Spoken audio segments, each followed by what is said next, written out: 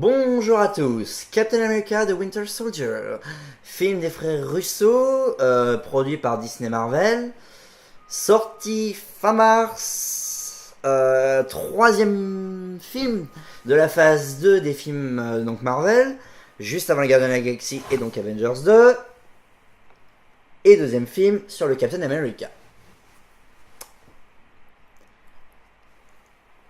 Avant d'aborder le nombre incalculable d'intrigues que commence à mettre ce film en place pour Avengers 2.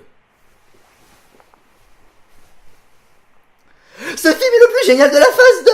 Oh putain, bordel, j'y croyais plus. Je n'y croyais plus. Après Iron Man 3, qui était une des pires merdes qui m'étonnait de voir en termes de film de super-héros, et je vous ferai sûrement un vlog en me le remettant juste pour vous dire à quel point j'ai détesté ce film. Et après l'énorme déception de Thor 2 sur lequel j'avais misé beaucoup de choses, mais qui exploitait tellement peu d'éléments de son scénario profitable, disons. L'univers était tellement vaste qu'il y avait vraiment quelque chose d'intéressant à exploiter. Et le fait qu'il l'ait exploité d'une façon aussi faible m'avait énormément déçu. Captain America 2, c'est vraiment la bonne surprise. Je misais rien sur ce film. J'avais adoré Captain America 1, mais je ne voyais aucun intérêt de voir le Captain America évoluer dans le monde moderne. À tort. Parce que même si c'est pas parfait en termes de scénario, ça propose quand même des idées vraiment intéressantes. Et un nombre incalculable de sous-intrigues inutiles que je vais commencer à aborder. Captain America 2, donc Winter Soldier, se déroule 1 an, 2 ans environ, après les événements de New York. Donc Captain America travaille pour le Shield, avec la Black Widow. Et il est appelé donc à une mission d'intervention sur un bateau français qui en fait va amener à des secrets, puis à l'attaque d'un membre du SHIELD dont je ne cite pas le nom parce que je ne fais pas de spoil ici. Mais il y aura une zone spoiler précisément.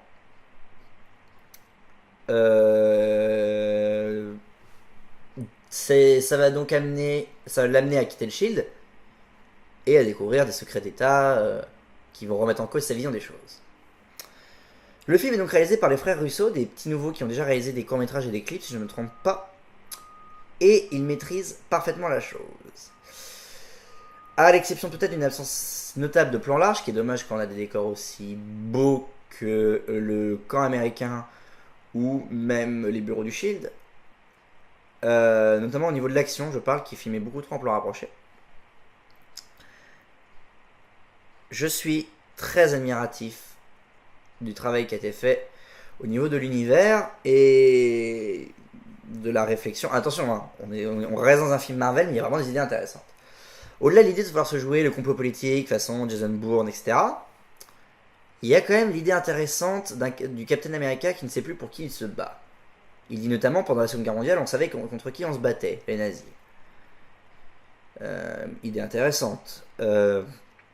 Même s'il faut toujours bien rappeler que ce que je dis toujours, et ce qu'a très bien montré Spielberg, il n'y avait pas forcément un camp pire que l'autre en termes d'êtres humains. Seuls leurs dirigeants marquaient la différence.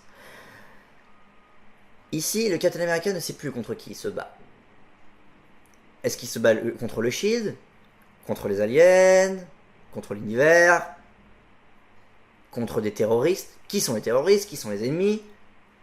Les aliens sont-ils des ennemis? Bon, attention, je précise, on réaborde quasiment jamais les aliens et de toute façon l'attaque de New York, hein, c'est référence au combat évidemment. J'aurais pu citer les nazis sinon, puisque techniquement il s'est battu contre les nazis, maintenant il se bat contre qui? Il se bat contre l'extrême droite? Non.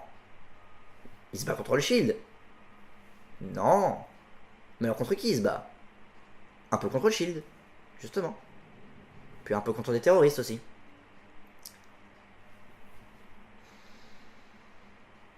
C'est génial! C'est le monde moderne. Dans le monde moderne, on ne sait plus contre qui on se bat. Certes, c'est pas développé à l'extrême, et c'est pas non plus un discours d'une très grande intelligence. Dans la façon dont il est fait, je précise. Mais, l'idée est intéressante. Visuellement, malgré une image un peu terne et assez fade, ce qui me donnait vraiment pas envie de voir le film, niveau effets spéciaux, on est quand même dans le top. C'est les meilleurs effets spéciaux qui ont été faits pour des films Marvel depuis Avengers, le premier qui me dit que l'attaque de la maison, dans laquelle on voit que dalle, parce qu'ils se sont aussi obligés de foutre de la poussière partout, ce qui est justifiable étant donné la structure de la maison et le lieu dans lequel ça fait, mais merde, le fait qu'on y voit plus que dalle, et en plus avec cette photo dégueulasse que propose Iron Man 3, les meilleurs effets spéciaux, c'était Avengers. Point. Nous avons donc ici les meilleurs effets spéciaux depuis Avengers. Ça envoie du pâté, c'est du gros lourd. C'est presque à se demander s'il n'y a pas eu une réduction de budget au niveau des effets spéciaux sur les deux films d'avant pour pouvoir les mettre sur Captain America. Mais en soi, je m'en fous vu le niveau des deux précédents. Que dire d'autre? Niveau acteur, Chris Evans est toujours assez intéressant. La VF est différente et un peu troublante. C'est pas un mauvais acteur, hein, mais effectivement, je préférerais. Il dit il annonce qu'après son contrat à Disney, il arrête de jouer et de réaliser. J'aimerais bien voir comment il joue. Comment il réalise, pardon. Il joue bien pour un acteur moyen d'Hollywood, pour ce type de film-là. J'ai pas vu Snowpiercer, donc je peux pas dire comment il joue en dehors des films Marvel. J'aurai sûrement l'occasion de bientôt voir Snowpiercer, donc je vous dirai. Scarlett Johansson est dans globalement bonne en termes de jeu, je précise. Ça va, elle se débrouille bien honnêtement toujours. J'ai jamais été intéressé par le personnage de Black Widow depuis le début, donc voilà. Elle est bien, sans plus. Robert Redford joue correctement, joue bien. C'est pas le meilleur qu'il y ait fait, mais bon, faut bien payer ses prochains films, donc un petit rôle par-ci par-là, tant que ça rapporte. J'ai pas retenu le nom de l'acteur de Falcon. Le personnage est pas très intéressant en termes de personnalité, mais par contre le costume de Falcon est très très intéressant, sûrement l'une des choses les plus cool que j'ai vues dans un film Marvel depuis très longtemps, depuis Avengers. Qui d'autre il y a comme acteur? Samuel Jackson est bien. Le personnage est quand même beaucoup. C'est là où je trouve que le personnage de Nick Fury est le plus intéressant est le plus intéressant pour l'instant de tous les films Marvel. Je ne dis rien, mais voilà. Et le jeu est intéressant. Globalement, le film est bien. Il y a des moments creux, mais les 2h20 passent bien. Oui, le film est assez long quand même, je vous préviens. C'est un bon film Marvel. Voilà. Mais par rapport aux autres films, et c'est là qu'on va entrer dans la zone spoiler, sûrement jusqu'à la fin de la vidéo. Donc je vais dire 2 fois au revoir, parce que malheureusement j'ai des problèmes de logiciel au niveau des titrages, etc. Je pourrais... Ouais, ou alors je vous mets une zone spoiler au niveau de la notation. Je vais vous mettre une zone spoiler au niveau de la notation. Zone spoiler, maintenant.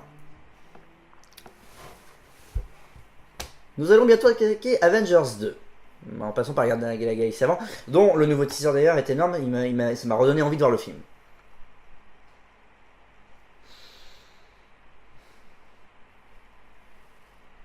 Hydra, Thomas Strange, Thanos, les frères Romanoff, Bucky, Loki, toutes les petites intrigues développées dans Avengers Shield. Plus toutes les intrigues non résolues jusque-là. Donc les artefacts. Ça commence à devenir un petit peu le bordel là. Merde. C'est vraiment le gros bordel. Ça m'a vraiment frappé là parce que vous pouvez regarder Thor 2 et Iron Man 3 sans que c'est vraiment d'influence, je pense, sur Avengers 2. C'est surtout pour voir comment leur personnalité et personnage évolue. Mais globalement, ça vous aidera pas à plus. Vous ne pouvez globalement pas trop voir Avengers 2 sans Captain America 2, ce qui me gêne déjà. Et surtout, trop d'intrigues. Beaucoup trop d'intrigues. Dans quel film ils vont réussir à conclure toutes ces intrigues en même temps? Parce qu'à moins de foutre toutes les intrigues dans les Just Shield et les faire résoudre là, ça commence à devenir le bordel. Et j'entends des gens qui commencent à se plaindre d'ailleurs. Par contre, petit truc.